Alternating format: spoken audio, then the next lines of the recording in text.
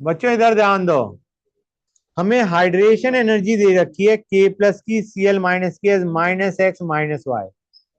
बच्चों minus x minus y क्यों दे रखा है? इसका मतलब x and y must be the magnitude.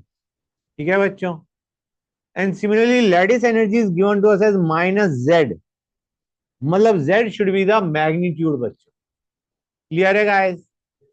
ये minus sign x Y z क्या दे रखा है, मतलब x Y Z are the magnitude बच्चों। क्लियर है? Good.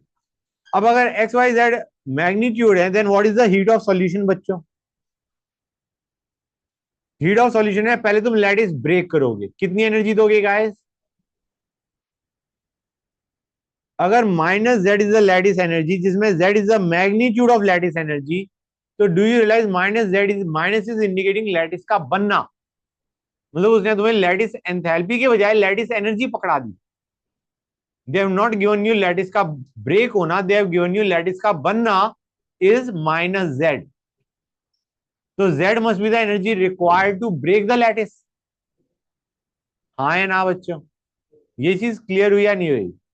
Minus x minus Y are the hydration energy, X and Y are the hydration, minus is indicating heat release हो रही है। ठीक है ना बच्चों? क्लियर है गाइस? मतलब x and Y are the magnitude basically. Similarly Z is the magnitude of lattice enthalpy, और माइनस इज इंडिकेटिंग लैटिस का बनना। ठीक है ना गाइस? मतलब हम लैटिस तोड़ नहीं रहे, लैटिस बना रहे हैं। ये जो इसने माइनस जेड दे रखा है, ये उसने लैटिस का ब्रेक होने की एनर्जी नहीं दी, ये उसने लैटिस के बनने की दी है। समझ में आया नहीं आया बच्चों? क्लियर होगी नहीं चीज हर एक बच्चे को? X Y Z are the magnitude, ये दोनों में हीट रिलीज हो रही है, समझ में आता है। लैटिस एंथैल्पी में हीट देनी पड़ती है, लेकिन उसने अगर माइनस जेड लिखा हुआ है, इसका मतलब उसने लैटिस को बनाया है, ना कि तोड़ा है। समझ के आए? अब जब तुम डिसॉल्व कर रहे होते हो आयनिक कंपाउंड को पानी में, सबसे पहले तुम लैटिस तोड़ते हो, तोड़ने के लिए कितनी एनर्जी दोगे? Z, not minus Z, Z. ठीक है ना बच्चों? माइनस जेड तो बता रहा है लैटिस का बनना। ठीक है ना गाइस? एनर्जी रिलीज, अगर लैटिस को तोड़ोगे तो you will supply energy Z. अब रिलीज कितनी होगी बच्चों हाइड्रेशन होने पे? हाइड्रेशन होने पे X and Y are the magnitude of energy release.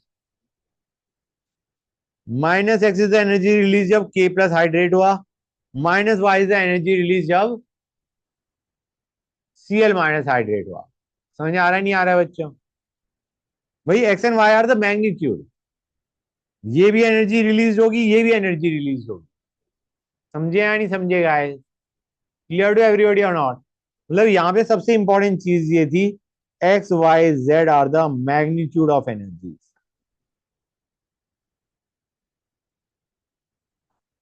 या एंथैल्पीज। ओके, तो ये माइनस बता रहे हैं एनर्जी रिलीज हो रही है, और ये माइनस बता रहा है कि हमने लैटिस बनाया है। लेकिन जब हाइड्रेशन करते हो तो तुम लैटिस तोड़ोगे और आयंस को हाइड्रेट करोगे, आयंस को हाइड्रेट करोगे तो इतनी एनर्जी के प्लस से रिलीज होगी, इतनी एनर्जी Cl माइनस से रिलीज होगी। समझे या नहीं समझे गाइस? क्लियर टू एवरीबॉडी और नॉट? आंसर क्या आ गया? बी बच्चों। नेक्स्ट पे आते हैं guys, hold on a sec.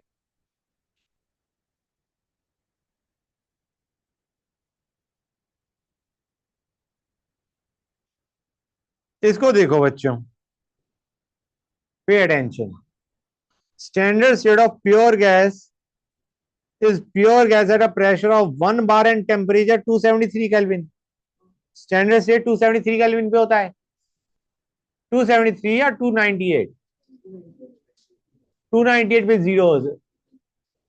Standard state of pure gas, pure gas कोई भी गैस होगी, एलिमेंट इन स्टैंडर्ड स्टेट की बात नहीं कर रहा, नॉर्मल एनी गैस।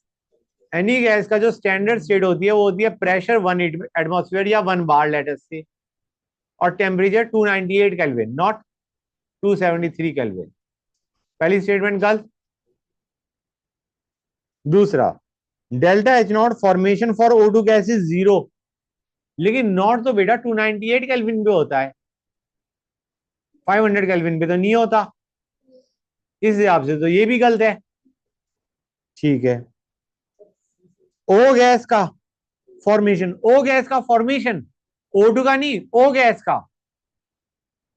ये तो हाफ O2 गिविंग वो है, ये तो तुम्हारा बॉन्ड डिसोसिएशन एनर्जी का आधा है। ये कैसे जीरो हो गया? समझ आ रहा है नहीं आ रहा है? ओ गैसेस हाफ O2 गिविंग हो, ये भी गलत है। Standard state implies temperature is 0 degree Celsius ना, स्टैंडर्ड स्टेट इज 298 केल्विन, 298, ये भी गलत है। अब इसमें कोई एक तुम्हें चूज करना पड़ेगा कि किसको टिक करा जा सकता है। एक को तुम्हें टिक करना पड़ेगा, वैसे ये चारों गलत है, लेकिन अब एक को तुम्हें कंसीडर करना पड़ेगा। कौन से को कंसीडर करोगे वो देखो। बी को देखो बच्चों, O2 गैस, तुम कहोगे सर 298 पे जीरो होता है, या 298 पे जीरो है, एग्रीड। 298 पे ऑक्सीजन की जो स्टैंडर्ड स्टेट होती है वो क्या होती है? गैस। 500 केल्विन पे क्या वो स्टेट चेंज हो रही है? अब भी तुम्हारा O2 गैस ही है, तो अगर तुम्हारा 298 पे जीरो है तो 500 पे भी तो जीरो होगा। समझ में आया नहीं आया बच्चों? स्टेट चेंज हो गई होती तो दिक्कत थी। हाँ है ना बच्चों? क्लियर है गाइस? स्टैंडर्ड स्टेट तुम्हारी O2 की जो 298 पे है वही 500 पे है। समझ आ रहा नहीं आ रहा है बच्चों? क्लियर है गाइस? तो हमारा formation for O2 gas is zero at 500। ये बात अलग है, otherwise it should have been actually 298, it should have been 298, 298 लेना चाहिए था। Clear or not? कि not indicates standard conditions, standard conditions being 298 kelvin. Clear है बच्चों? Standard conditions are 298 kelvin and pressure 1 ATM या 1 बार, दोनों चलेंगे। Clear to everybody? जैसे यहाँ पे स्टैंडर्ड कंडीशंस दे रखी थी 298, दैट वाज गुड। यहाँ पे प्रॉब्लम बस एक ही थी कि तुम्हें O2 की बजाय O दे रखा था। समझ गए गाइस? That's good. हाँ बेटा बोलो, कुछ कह रहे थे? हाँ sure.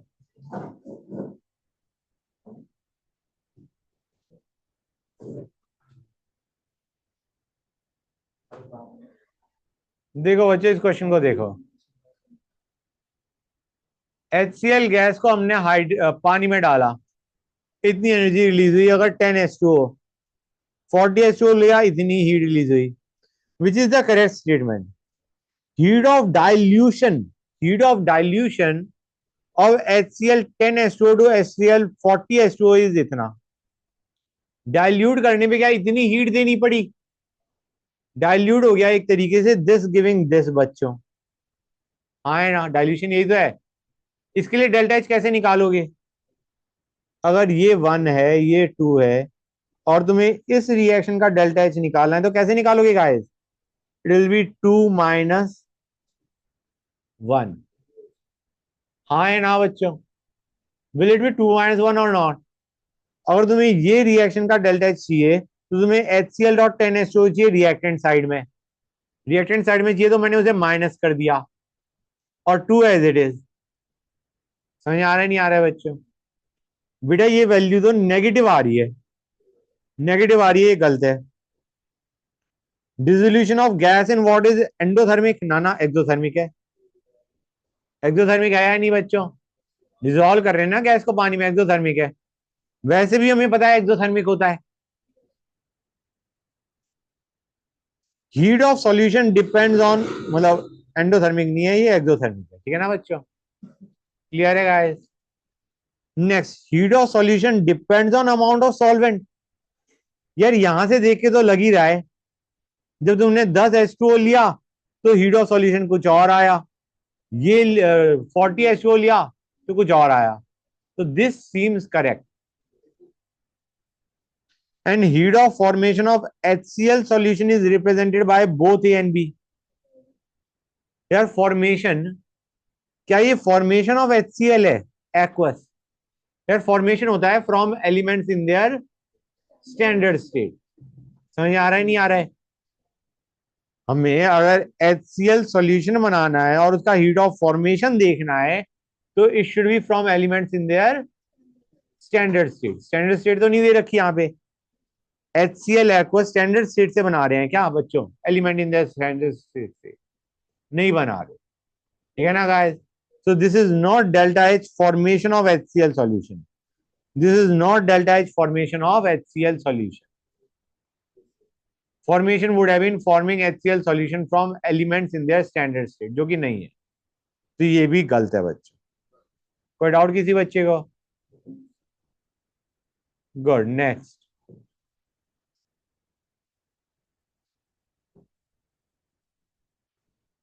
Hold on a sec guys.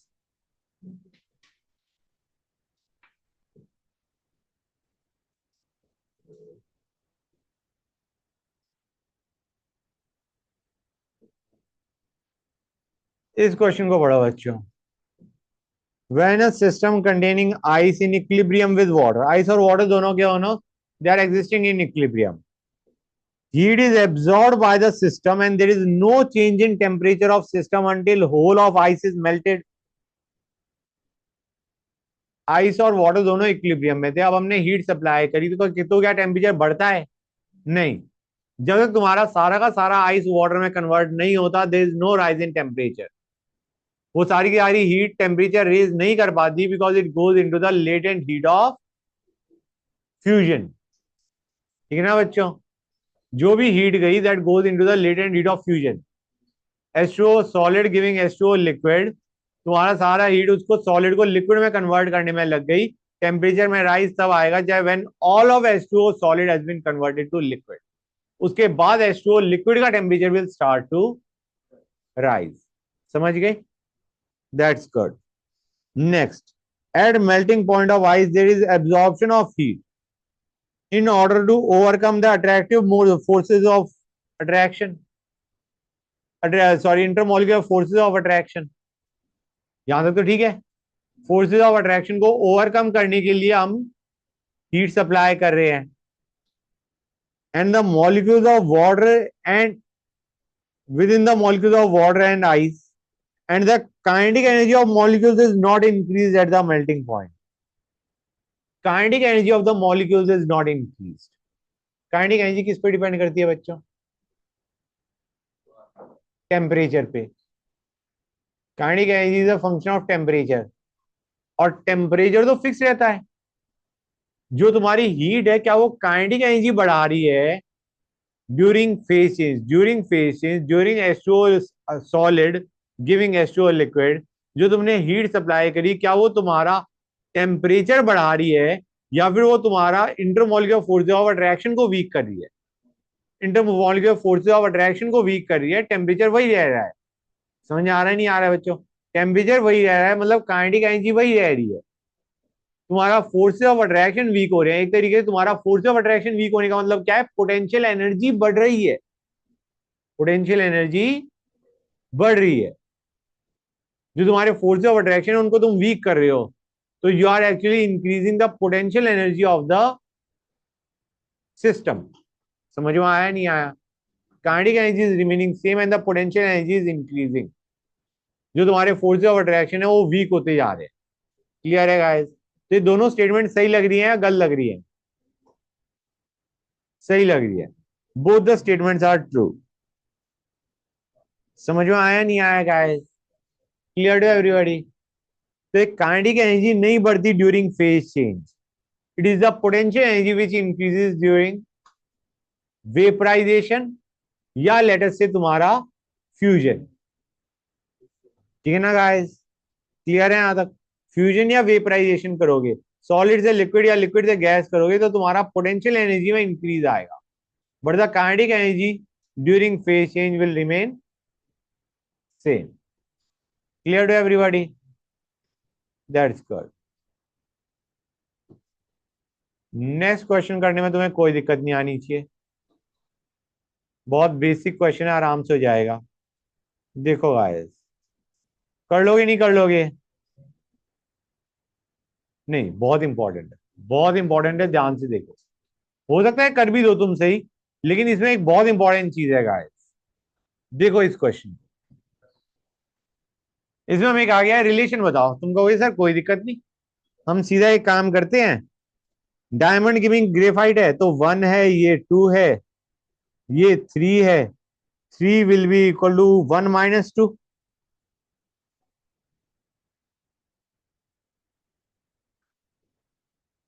Relation चाहिए ना हमें, तो 3 विल बी इक्वल टू 1 - 2 होगा नहीं होगा बच्चों? बोलो guys.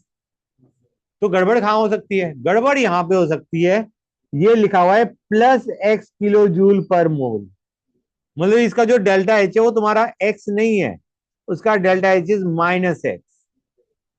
Delta H for the first reaction is -x, for the second reaction it is -y, and for the third reaction it is -z। तुम्हें याद है +20 kJ? इसका मतलब delta H is not +20, it is -20।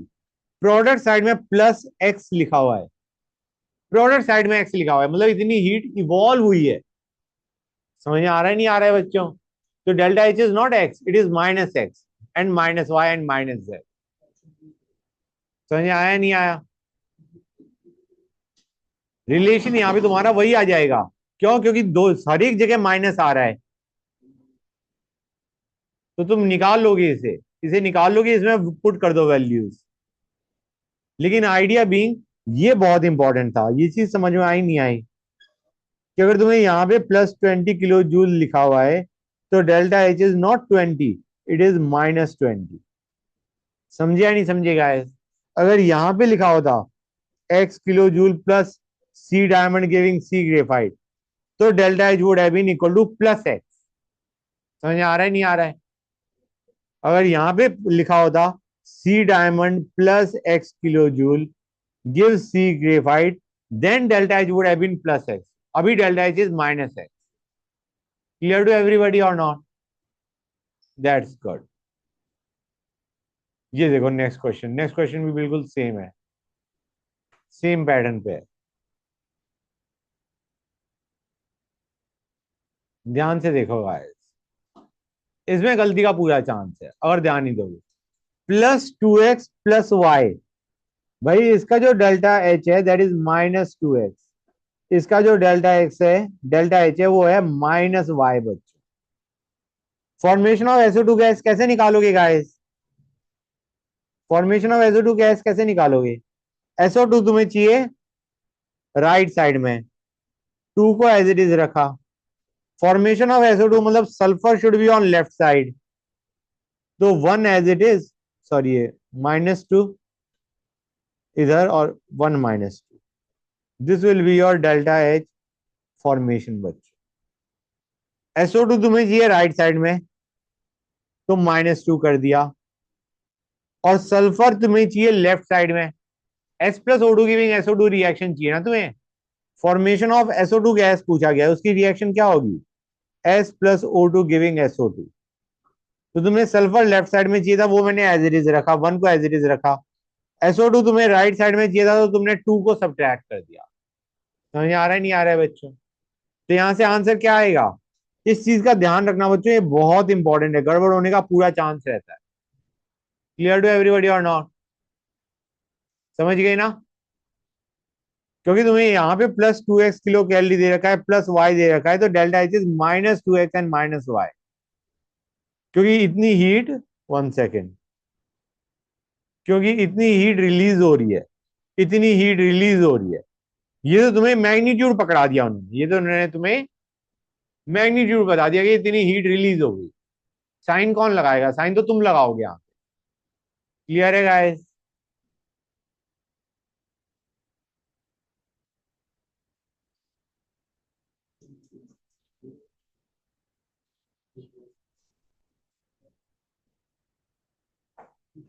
Next question बच्चों,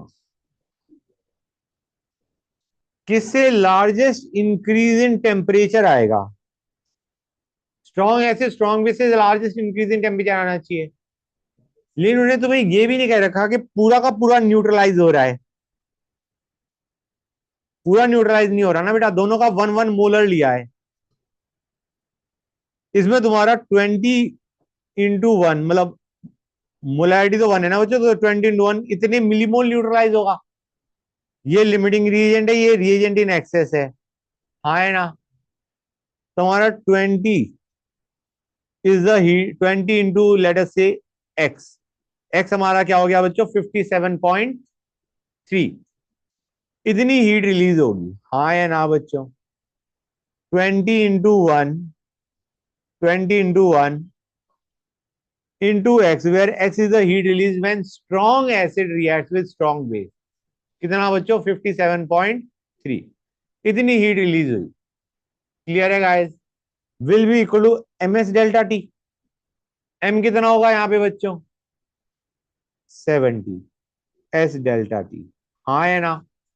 clear है guys? दूसरे वाले में क्या आएगा बच्चों? कंप्लीट न्यूट्रलाइजेशन हो रहा है कि दोनों के 30-30 मिलीमोल है, तो 30 into strong acid strong base है, 30 into X will be equal to 60 S delta T, हाँ या ना बच्चों? तीसरे वाले में क्या होगा गाइस? 25 न्यूट्रलाइज होगा, क्योंकि एक के 25 इंटू 1 है, एक के 45 इंटू 1 है, तो 25 न्यूट्रलाइज होगा। लेकिन ये वीक एसिड है, तो it will be 25 into Y, Y is less than X, Y is less than X, क्योंकि ये वीक एसिड को न्यूट्रलाइज कर रहे हो, तो यहाँ पे 57.3 से कम एनर्जी रिलीज होगी, यहाँ पे 57.3 से कम एनर्जी रिलीज होगी। Will be equal to M, M कितना आ जाएगा बच्चों 70 एस डेल्टा टी, हाँ है ना? क्लियर है या नहीं बेटा, क्या कर रहे हो?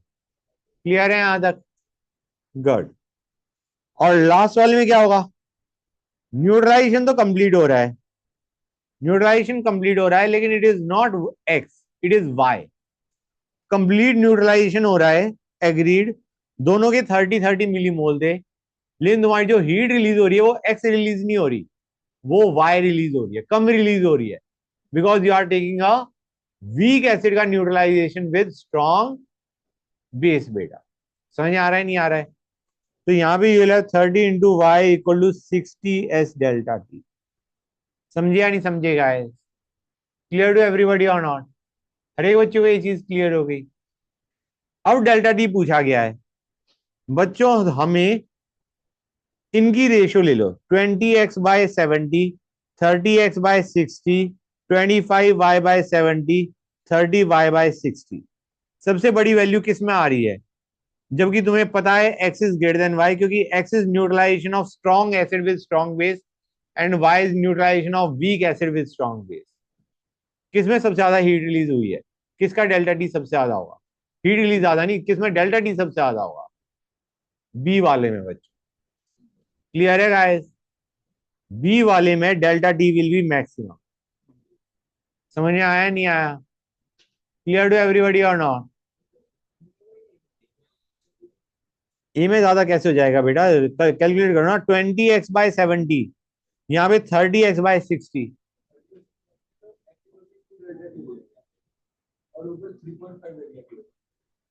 हाँ तो डेल्टा टी मैक्सिमम किस में आ रहा है, हम ये पूछ रहे हैं, डेल्टा टी मैक्सिमम किस में है? हमने तो पूछा कि ना लार्जेस्ट इंक्रीज इन टेम्परेचर किस में आएगा, डेल्टा टी मैक्सिमम किस में है? डेल्टा टी मैक्सिमम उसमें होगा जिसमें हीट रिलीज मैक्सिमम है और मास कम है, मास कम हीट रिलीज ज्यादा। समझ आ रहा है नहीं आ रहा है बच्चों? इसलिए मैंने पूरा हर एक की इक्वेशन लिखी है। इसमें तुम्हारा इतनी हीट रिलीज हो रही थी और मास वॉज 70, इसमें इतनी हीट रिलीज हो रही थी मास वॉज 60, इसमें इतनी हीट रिलीज हो रही थी मास वॉज 70, और x is greater than y, क्योंकि x is neutralization of strong acid with strong base, y is neutralization of weak acid with strong base. Clear हुआ या नहीं हुआ बच्चों? तो सबसे ज्यादा हीट रिलीज तुम्हारी इसमें होगी, हीट रिलीज नहीं, सबसे ज्यादा टेम्परेचर राइज इसमें होगा। वो मैं हीट रिलीज बोल रहा हूँ, दैट इज रॉन्ग स्टेटमेंट, सबसे ज्यादा टेम्परेचर राइज इसमें होगा। क्लियर है बच्चों? कि हीट रिलीज में तो फिर हम इसको इक्वेट कर रहे होंगे। अगर मैं हीट रिलीज की बात करता हूं तो I will looking at this term. कोई पूछता है हीट रिलीज सबसे ज्यादा किस में है, इन टर्म्स को कंपेयर करेंगे। टेम्परेचर राइज सबसे ज्यादा किस में होगा, हम इसको कंपेयर करेंगे, दिस डिवाइडेड बाय दिस। समझ आ रहा है नहीं आ रहा है बच्चों? अगर कोई सिंपली ये पूछता हीट रिलीज ज्यादा किस में है, तो we would have just compared this, heat release के लिए हम सिर्फ इसको कंपेयर करते हैं। टेम्परेचर राइज के लिए हमें इस फैक्टर को भी एडजस्ट करना पड़ेगा। समझे या नहीं समझे गाइस? क्लियर टू एवरीबॉडी और नॉट? That's good. नेक्स्ट पे आओ बच्चों।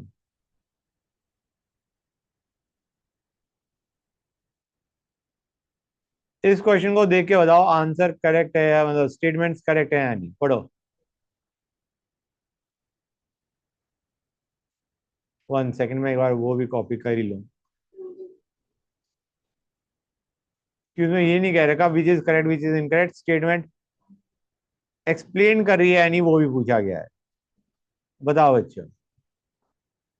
Strong monobasic acid, monobasic acid मतलब एक H प्लस एक OH माइनस के बाद इतनी हीट रिलीज करता है।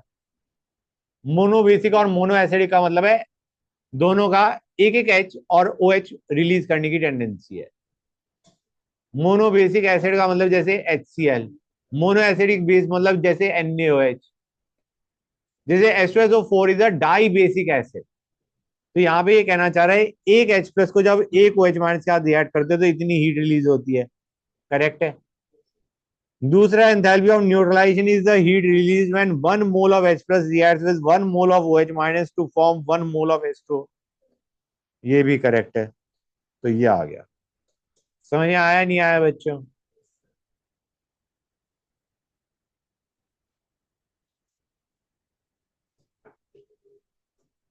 Hold on a sec guys।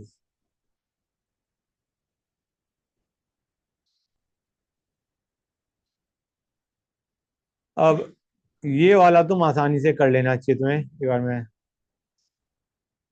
Delta H for a particular reaction पूछा गया है बच्चों।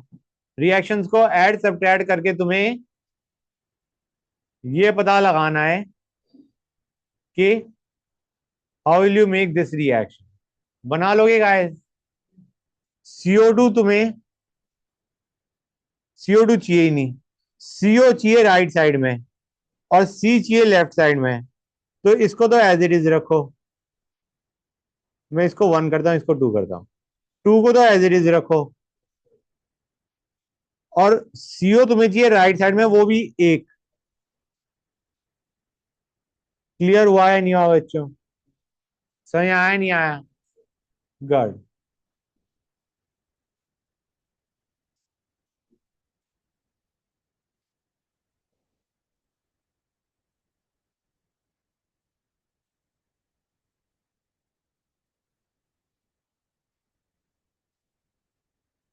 Enthalpy of combustion of benzene दे रखा है इतना, और enthalpy of combustion of acetylene दे रखा है इतना। Enthalpy change for this reaction क्या है बच्चों? पहले कंबशन रिएक्शन लिख लो एक बार।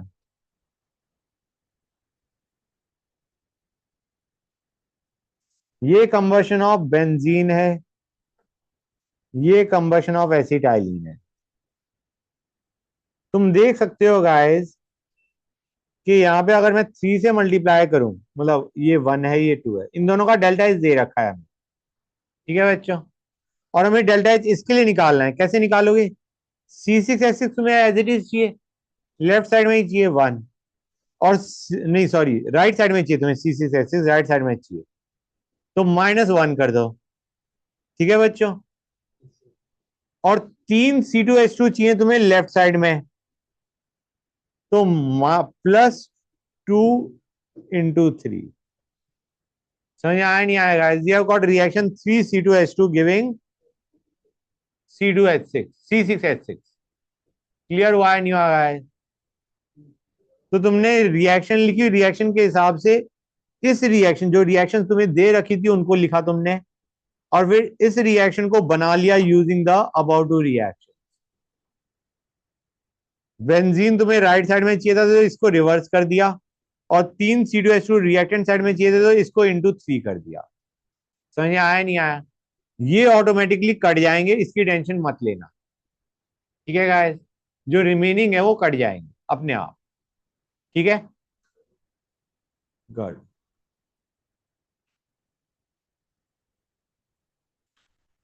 नेक्स्ट क्वेश्चन आसानी से कर लोगे, कॉपी कर रहा हूं मैं लेकिन तुम आसानी से कर सकते हो, there is no problem in that.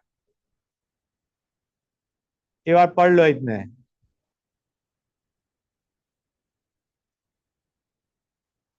There should be no problem in solving this question. H2O की एंथैल्पी दे रखी है, CO2 की एंथैल्पी दे रखी है और C2H6 की एंथैल्पी दे रखी है, की कंबशन दे रखा है।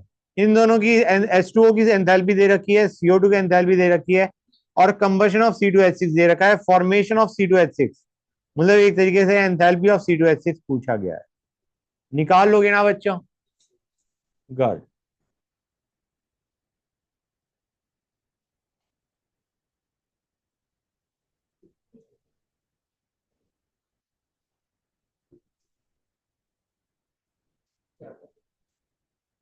लैटिस एंथैल्पी दे रखा है और एंथैल्पी ऑफ सॉल्यूशन दे रखा है, एंथैल्पी ऑफ सॉल्यूशन दे रखा है। डेल्टा एच सॉल्यूशन क्या होता है बच्चों? Delta H solution is lattice plus hydration. Hydration हमें पूछा गया है बच्चों, निकाल लोगे नहीं निकाल लोगे guys? Solution is lattice plus hydration, निकल जाएगा गाइस?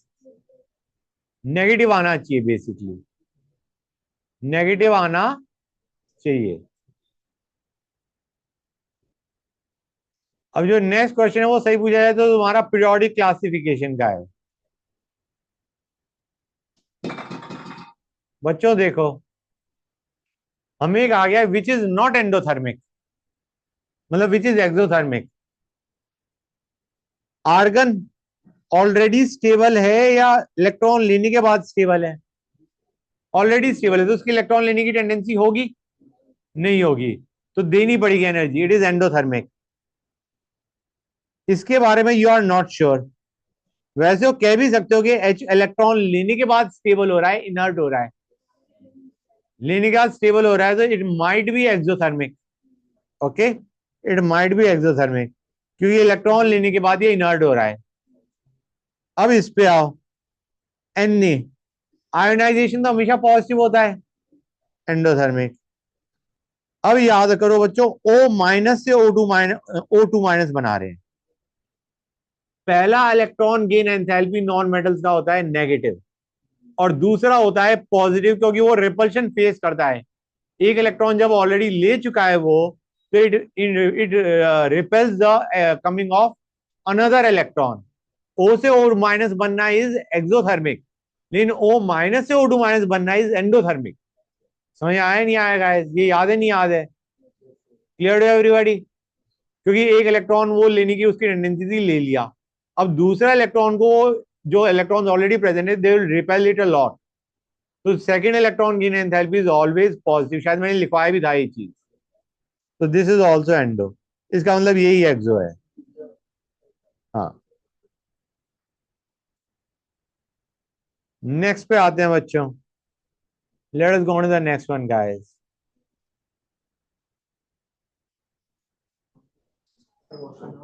श्योर, बेटा इस क्वेश्चन को देखो।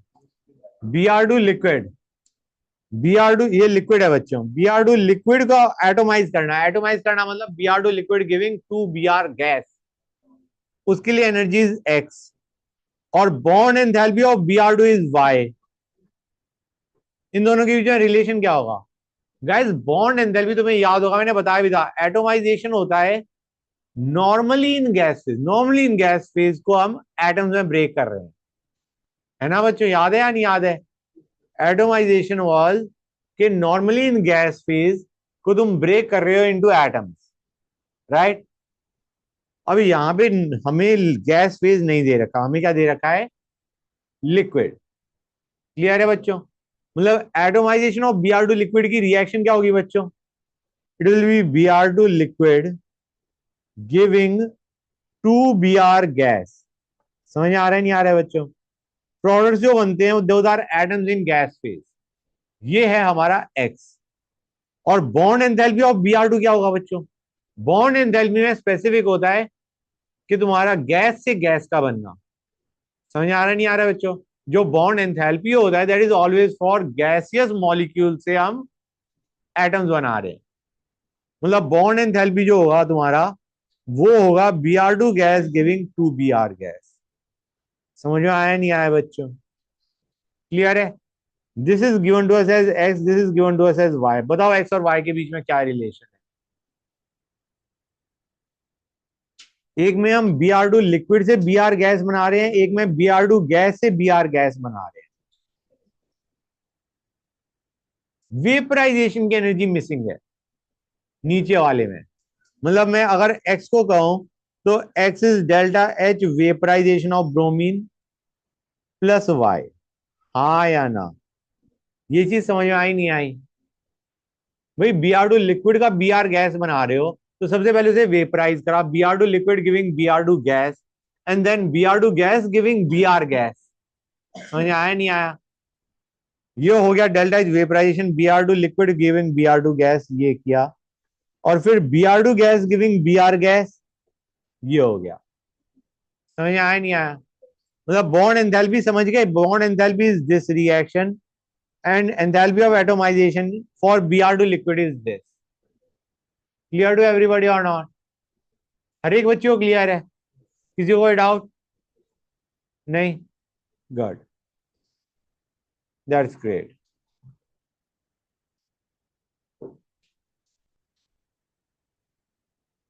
नेक्स्ट बच्चा, delta H minus delta U पूछा है। Delta H minus delta U क्या होता है? Delta N G R T. Delta N G निकाल, आर टी निकाल सकते हो? हेप्टेन लिक्विड दे रखा है बच्चों तुम्हें, लेकिन यहाँ पे एक प्रॉब्लम है यार। वैसे हम आंसर निकाल देंगे, लेकिन तुम्हें H2O लिक्विड लेना है या गैस लेना है वो तो टेम्परेचर से पता चलता है। टेम्परेचर तो तुम्हें दिया ही नहीं हुआ, temperature is not given to you. समझे या नहीं समझेगा? तो तुम नॉर्मल मान के चलो, कुछ नहीं दे रखा, assume standard temperature H2O liquid. समझ में आ रहा है नहीं आ रहा है बच्चों? तो C7H हेप्टेन क्या होता है? 16 plus O2 giving CO2 plus H2। यहाँ पे H2O लिक्विड मान लेना, ऑल्दो तुम्हें क्वेश्चन में नहीं दे रखा temperature, but assume it to be liquid, assume standard temperature का है। डेल्टा एनजीआरटी निकाल लोगे? Delta H minus delta U is delta N G R T. Good.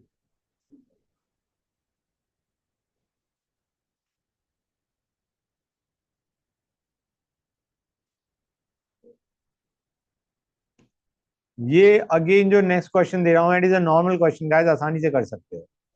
I don't think इसमें किसी को भी बच्चे को कोई दिक्कत आनी चाहिए। गाइस एक बार क्वेश्चन पढ़ लो बच्चों प्लीज, आवाज मत करो, क्वेश्चन पढ़ लो।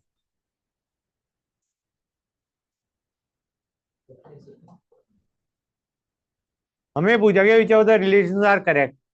बना लोगे ना इक्वेशंस को? सी ग्रेफाइट इधर चाहिए, रखो। 2 + 3 विल गिव 1। ध्यान से देखो, CO2 तुम्हें राइट साइड में चाहिए, CO2 राइट साइड में चाहिए। 1 को बना रहा हूं using 2 and 3। This is 1, this is 2, this is 3। 1 will be equal to 2 + 3। ध्यान से देखो बच्चों, CO कट जाएगा, you will have C plus O2 giving CO2। समझ गए गाइस?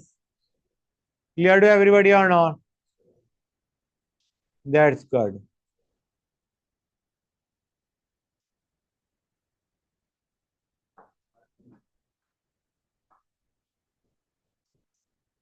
आवाज नहीं बच्चों।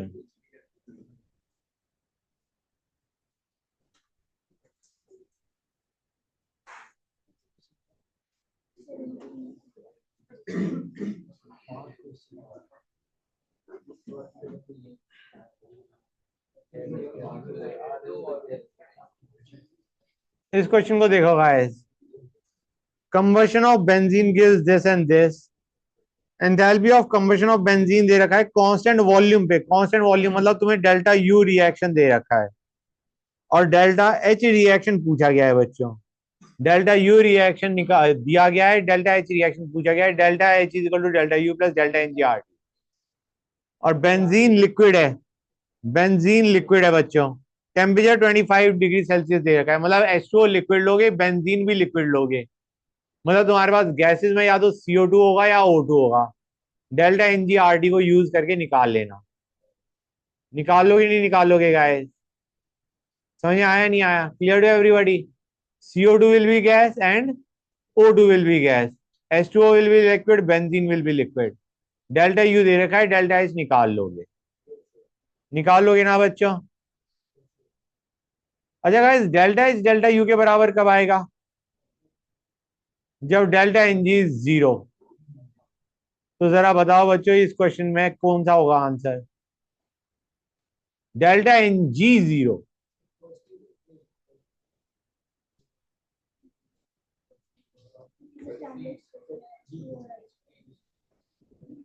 विच वन गाइस? अभी दिखाता हूं। जिसमें delta N G 0, that will be your answer. 1 + 1 - 2। समझिए guys? Good. Delta H -3 RD है, तो डेल्टा यू क्या होगा बच्चों?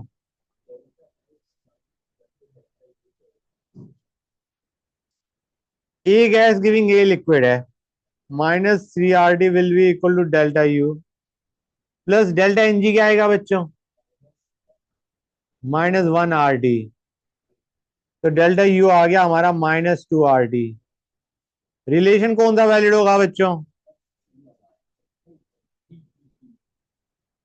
मैग्नीट्यूड डेल्टा एच का ज्यादा है, डेल्टा यू का कम है। समझ आया नहीं आया बच्चों? क्लियर टू एवरीबॉडी और नॉट?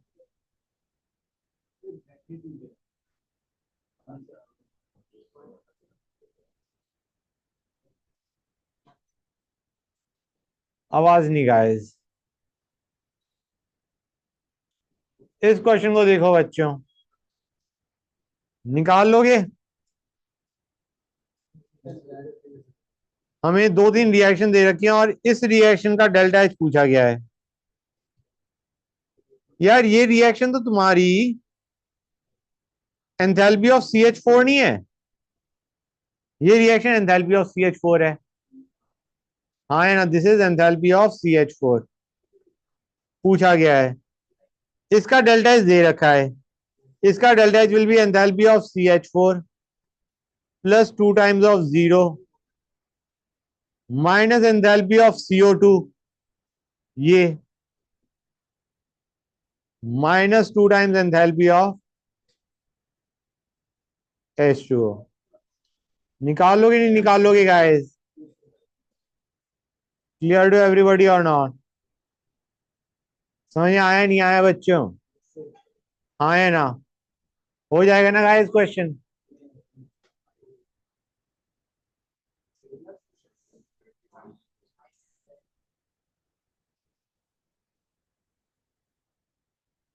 आवाज नहीं बच्चों।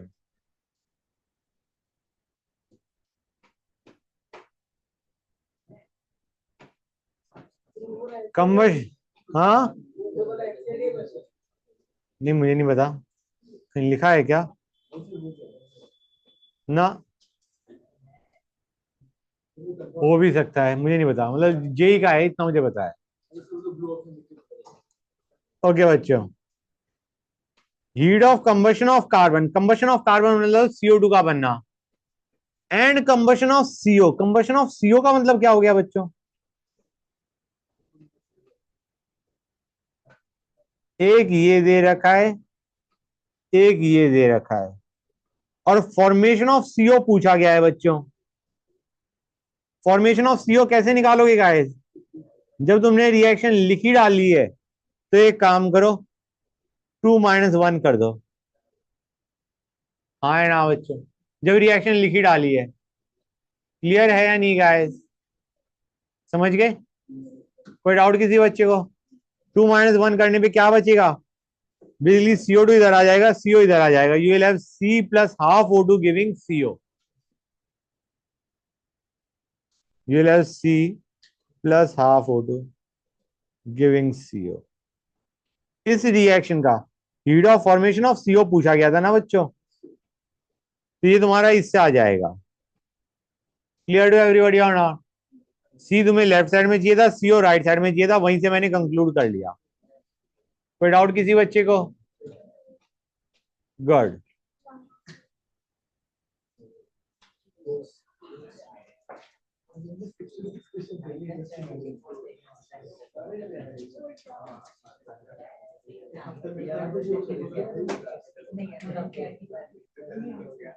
बच्चों इसको देखो, ध्यान से देखो guys, work done by gas, work done in a reaction पूछा गया है बच्चों, work done in a reaction पूछा गया है। और थोड़ी समस्या भी है, क्वेश्चन गड़बड़ है। पूछा है work done by 1 mole of O2, और यहां पे दे रखा है 100 मोल ऑफ SO2 डिकम्पोजेस। फिर डिसाइड कर लो ना, 100 मोल ऑफ SO2 डिकम्पोज कराया या 1 मोल O2 बनाया है। हाँ है ना बच्चों? तो अभी मैं मान के चल रहा हूँ ये 1 मोल नहीं है, अभी मैं मान के चल रहा हूँ O2 का 1 मोल नहीं है। H2O2 के हमारे पास 100 मोल थे। अब delta Ng for this reaction क्या होगा बच्चों? इस रिएक्शन के लिए डेल्टा Ng क्या है? वर्क डन तुम्हें बताया, it is minus delta NgRT, हाँ है ना? अब इस रिएक्शन में डेल्टा Ng कितना है बताओ guys? 1, 1 minus 0, delta Ng is 1। लेकिन ये 1 मोल तब आ रहा है डेल्टा Ng जब H2O2 के कितने मोल हैं?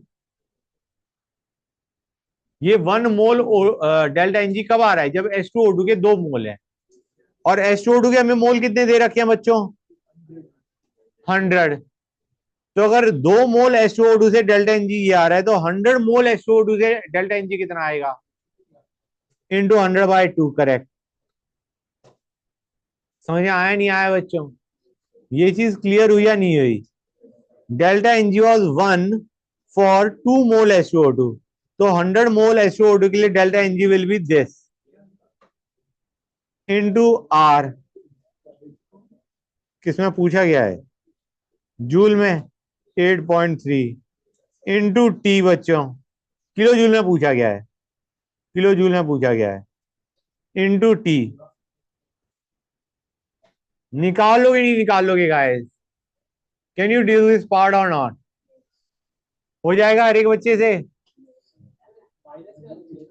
हाँ माइनस आना चाहिए, लेकिन उसने वर्क डन बाय गैस पूछ लिया ना। Magnitude, just will look at the magnitude guys, work done by gas. समझ में आया नहीं आया बच्चों? हर एक बच्चों क्लियर है? होल्ड ऑन अ सेक बच्चों।